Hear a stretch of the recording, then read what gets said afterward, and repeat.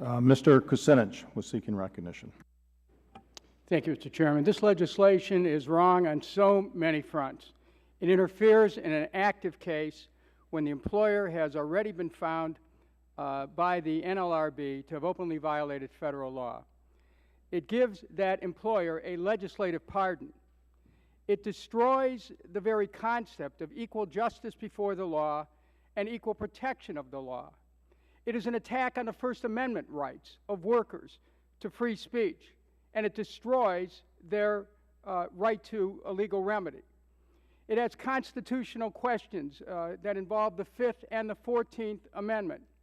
It tramples on the rights of workers who, consistent with their rights under the National Labor Relations Act, have legally protected rights to strike, and they're punished for it, punished by having their jobs moved out of their state.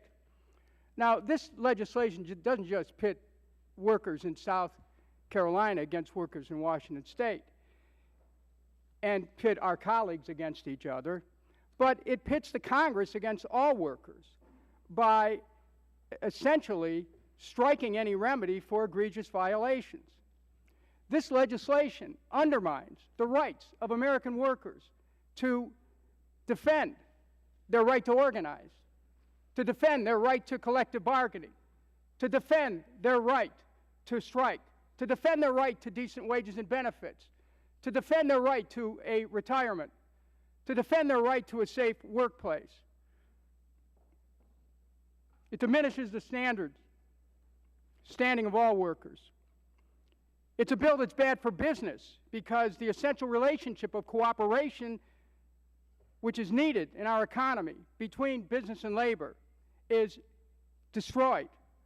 By stopping a remedy, it accelerates an adversary relationship. It sets a precedent for Congress to intervene in other regulatory matters of this sort. We wouldn't be here if Boeing had not violated the National Labor Relations Act and punished its workers for lawful, protected activity. The punishment the workers received was moving jobs from one area of the country to another. This bill represents an extraordinary intervention in an ongoing legal process where the defendant, Boeing, is not seeking, we have to ask, is Boeing seeking this? Is Boeing seeking this legislative pardon for its violation of the law? Boeing workers had only 3 strikes in 20 years, and on issues of great consequence, health care benefits, pension benefits. One strike was because they wanted to spend more time with their families on weekends. They didn't want to be forced to work on weekends. Let's talk about family values here. We know that Boeing executives have said that moving the Dreamliner to South Carolina was due to strikes happening every 3 to 4 years, that the decision was made in order to reduce Boeing's vulnerability to disrupt delivery disruptions caused by work stoppages. That's bogus. This was caused by mismanagement of the 787 project, where the Dreamliner was subject to a vendor system that was spread around the globe because of vendor system that was out of control, because of poor quality controls within that vendor system, because of parts that didn't fit, and the U.S. workers didn't have anything to do with it. This is management scapegoating the workers in order to try to duck questions by their investors. I mean, we really have to look at what we're doing here. Boeing has wanted to put the blame on its workers for delay in development of this Dreamliner.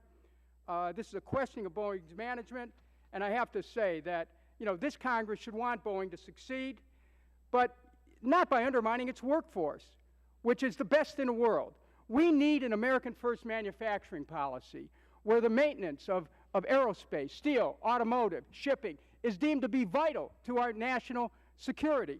And we need to protect America's workers along with that by protecting their basic rights through enforcement of the National Labor Relations Act. This law devastates their right of recovery. We should be concerned about protecting American jobs, protecting America's basic industries, protecting America's basic workers. We should be concerned about taking a stand for America on this, and I say that this legislation isn't mindful of that, and we need to strike it down. Thank you. Economy.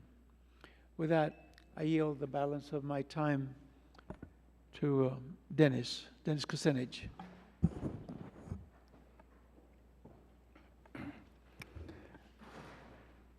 We're concluding a fundamental debate here.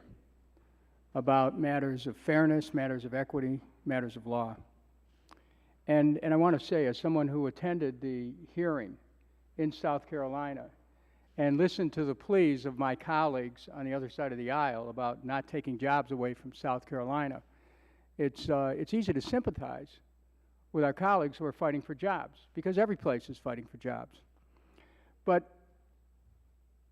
overarching all of this is a question of whether or not workers in our society, be they in South Carolina, in Washington State, in Ohio, or any of the other states or territories, whether or not they will have a remedy if their fundamental rights are violated.